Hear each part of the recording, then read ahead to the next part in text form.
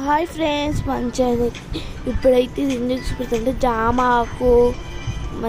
ఆకుని మంచిగా కడుక్కొని క్లీన్ చేసుకొని మంచిగా ఉప్పు కారం చింతపండు వేసుకోవాలి. మంచిగా ఉప్పు కారం మీద మంచిగా కలుపుకొని మంచిగా వేసుకోవాలి పిగులు.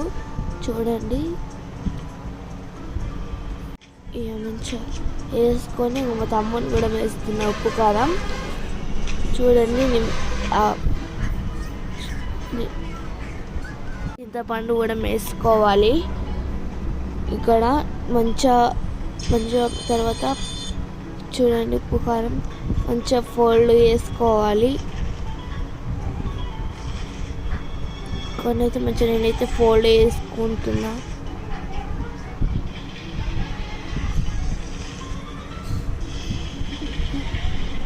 మంచిగా ఫోల్డ్ చేసుకొని వెరీ సూపర్ ఉంది. ఇక్కడ సూపర్ ఉంది అంటుండు మా తమ్ముడు. ఇంకా మా చిన్న తమ్ముడు ఇంకా బాగుంది, బిగులు మంచిగా ఉంది.